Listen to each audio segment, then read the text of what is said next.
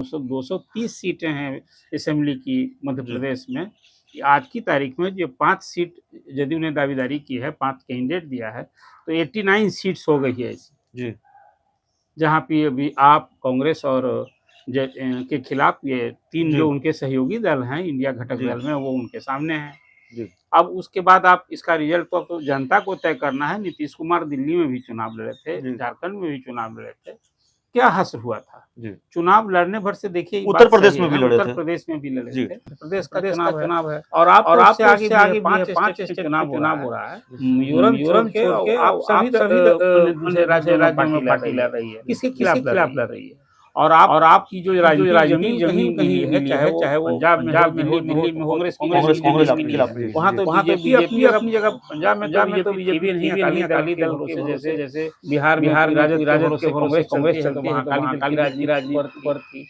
लेकिन आप तो सभी इन 4 राज्यों में लड़ रही है, तो इंडिया के घटक दल में जो बात आपने की, और नीतीश कुमार को लेकर इससे भी चर्चा होती है कि नीतीश कुमार नहीं पटना से भाजपा विरोधी दलों को करने की पहल शुरू की थी। पहली यहाँ बैठक हुई, इसके बाद 3 बैठकें हुई, मुंबई बैठक में के बाद बैठक नहीं, भोपाल में तय था, याद होगा भोपाल में सितंबर महीने में तय हुई वहाँ रैली होगी, इंडिया के घटक दल के सभी नेता जाएंगे।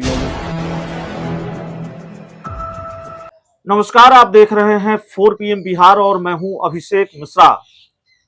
देखिए, बिहार के मुख्यमंत्री नीतीश कुमार ने मध्य प्रदेश की 5 विधानसभा सीटों पर अपने उम्मीदवार उतार दिए हैं और हमारे पास जो जानकारी है वो जानकारी यह भी है पार्टी सूत्रों के हवाले से कि जो लिस्ट जारी की गई है वो आखिरी लिस्ट नहीं है, वो पहली लिस्ट है।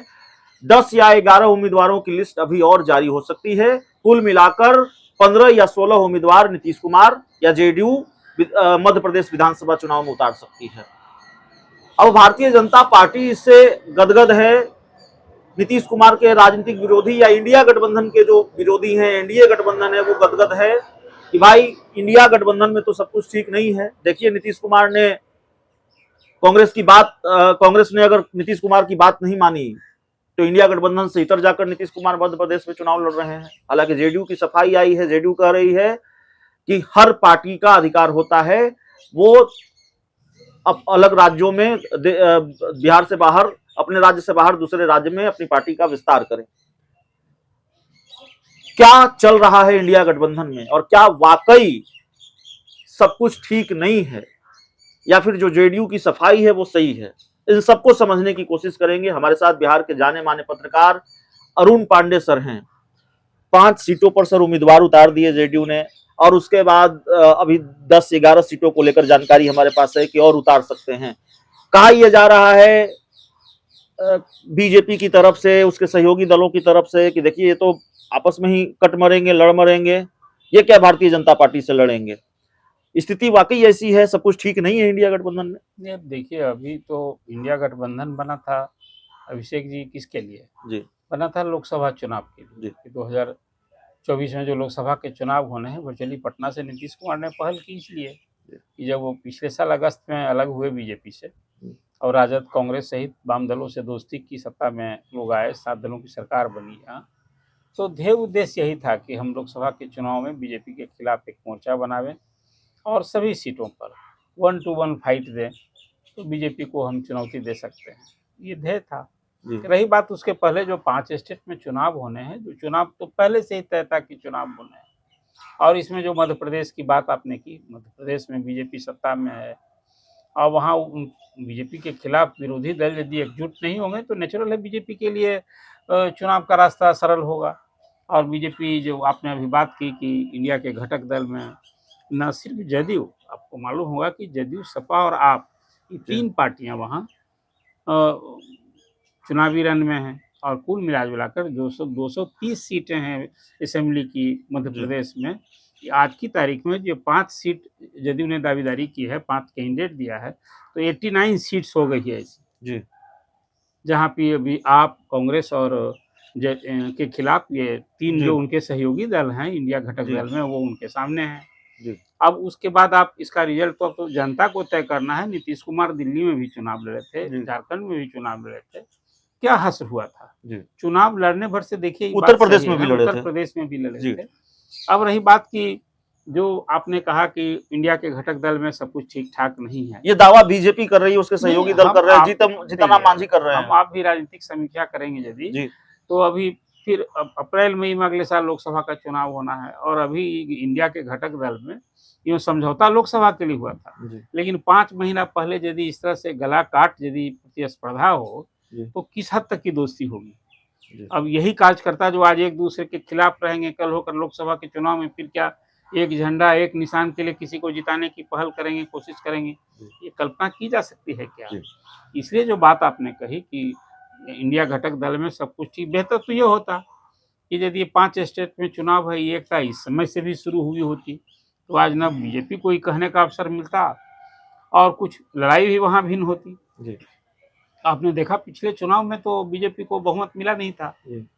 बात का घटनाक्रम कुछ इस ढंग से हुआ कि वहाँ फिर सरकार चली गई कांग्रेस की, और वहाँ जो कुछ रिजल्ट आपके सामने है कि आज वहाँ बीजेपी फिर सत्ता में है।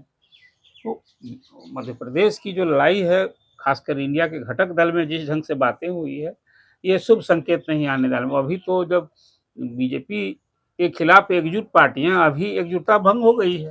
मध्य प्रदेश का चुनाव है और आप तो उससे आगे भी है, 5 स्टेट में चुनाव हो रहा है, मिजोरम छोड़ के, और आप सभी अन्य दूसरे राज्यों में पार्टी लड़ रही है, किसके खिलाफ लड़ रही है।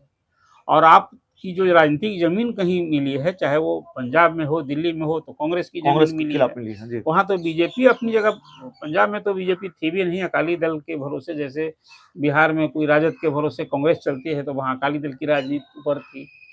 लेकिन आप तो सभी इन 4 राज्यों में लड़ रही है, तो कुल मिला कर इंडिया के घटक दल में जो बात आपने की, और नीतीश कुमार को लेकर इसलिए भी चर्चा होती है कि नीतीश कुमार ने ही पटना से भाजपा विरोधी दलों को एग्जिट करने की पहल शुरू की थी। पहली यहाँ बैठक हुई, इसके बाद 3 बैठकें अब तक हुई, मुंबई बैठक में के बाद तो कोई बैठक हुई नहीं। भोपाल में तय था, आपको याद होगा कि भोपाल में सितंबर महीने में तय हुई थी कि वहाँ रैली होगी, वहाँ इस इंडिया के घटक दल के सभी नेता जाएंगे। लोग, कमलनाथ जी के वहाँ विरोध के कारण वो रैली स्थगित हो गई, टल गई। उसके पहले सनातन धर्म के खिलाफ स्टालिन ने बयान दे दिया था। तो वहाँ भी कांग्रेस, खासकर कमलनाथ भी वहाँ, आप जान लीजिए कि जैसे दिल्ली में केजरीवाल ने, वहाँ भी बीजेपी वाले लोग जैसे धर्म की बात करते हैं, पूजा पाठ और इसकी बात करते हैं, वही काम वहाँ केजरीवाल ने किया था दिल्ली में। महावीर जी की जमकर पूजा की, क्या क्या नहीं की। आज वहाँ देखा आपने कि कमलनाथ में बाबा बगेश्वर गए थे, बड़ी मूर्ति बनवाई है वहाँ हनुमान जी की। तो वही रास्ते में भी जिस तरह से भाजपा हिंदू वोट को एकजुट करने के लिए मुसलमानों के खिलाफ एक जो वोट बैंक उसका है, बीजेपी कुछ उसी राह पर, उसी तरह की राजनीति वहाँ कर रही है मध्य प्रदेश में। अब तो देखना दिलचस्प होगा नतीजा क्या आता है। लेकिन अब कई छत्रप हैं वहाँ, कांग्रेस में भी कोई एकजुटता नहीं दिख रही है। कई नेता हैं, सबके अलग अलग कुनबे हैं। अब उनका क्या दिग्विजय सिंह, हर कुनबे का अपना एक नेता है। तो कुल मिलाकर कांग्रेस के अंदर भी कुछ इस तरह की बाई अलग अलग कुनबा है। और कुल मिलाकर सहयोगी दल में भी ऐसी बात थी, कोई जीते या नहीं जीते, लेकिन ये कांग्रेस के 3 सहयोगी दल लड़ रहे हैं, तो नुकसान तो भाजपा विरोधी मतों का ही विभाजन होगा।